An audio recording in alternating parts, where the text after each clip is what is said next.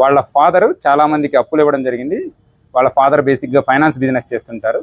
రీసెంట్గా ఒక ఇల్లు కట్టుకోవడానికి కూడా తను కొంత అప్పులు చేయడం జరిగింది.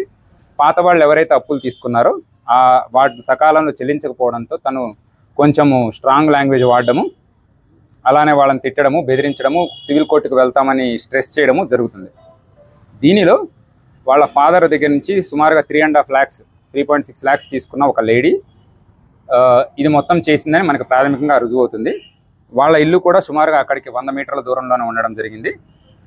ఆ రోజు జరిగిన మనకి నివేదిక ప్రకారం 7 గంటల నుంచి 7:30 మధ్యలో ఈ ఇద్దరు ఆడుకుంటున్నప్పుడు బుర్కా వేసుకొని ఆ లేడీ వచ్చి ఈ పాపతో మాట్లాడి ఆవిడతో పాటు తీసుకొని మరొక కుర్రాడు, అతను మైనర్ 17 years, ఆ లేడీకి రిలేటివ్ అవుతాడు. సో వరుసకి తమ్ముడు అని మాట్లాడతారు. సో ఆ బాబుతో పాటు తీసుకొని వాళ్ళ అమ్మగారిల్లు, అక్కడి నుంచి 1.5 kilometers డిస్టెన్స్ ఉంటుంది, వాళ్ళ అమ్మగారింటికి తీసుకెళ్ళడం జరిగింది. ఈ కుర్రవాడు బయటే ఉన్నాడు చాలాసేపు.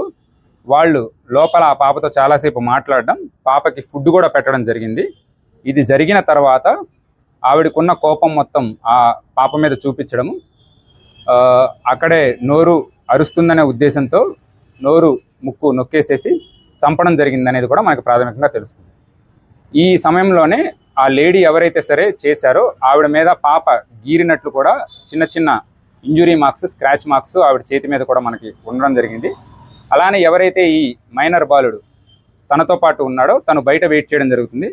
ఈ పాప చనిపోయిన తర్వాత ఆ పాపని భుజాల మీద వేసుకొని కిందకు వచ్చేసి ఇమీడియట్గా మనం సమ్మర్ వాటర్ స్టోరేజ్ ట్యాంక్కి వెళ్ళిపోదాము, అక్కడ పడేసి వస్తే మనకి ఎటువంటి ప్రాబ్లం రాదు, పాప మనం చేశామనే రుజువులు కూడా ఉండవు అని చెప్పేసేసి ఆ బాలుడికి ఎవరైతే మైనర్ ఉన్నాడో తనకి చెప్పేసేసి అక్కడి నుంచి బైక్లో పాపని మధ్యలో పెట్టేసుకొని సమ్మర్ వాటర్ స్టోరేజ్ ట్యాంక్ పైకి బైక్తో వెళ్ళి అక్కడి నుంచి కొన్ని స్టెప్స్ దిగి రాళ్ళంతా ఉంటే అక్కడ దిగేసి ఒకళ్ళు చేతులు ఒకళ్ళు కాళ్ళు పట్టుకొని పాపని విసిరేయడం జరిగింది.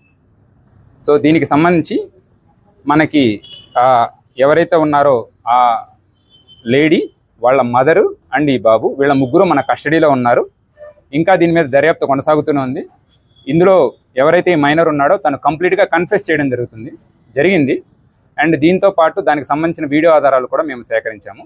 ఇదంతా కూడా కోర్టు ముందు ప్రొడ్యూస్ చేసేసి వీళ్ళకి రిమాండ్ చేసి అలానే దీనిలో శిక్ష కంప్లీట్గా వచ్చేలాగా మేము అన్ని రకాల చర్యలు తీసుకుంటామని ఇందు మూలంగా చెప్పడం జరుగుతుంది. Thank you.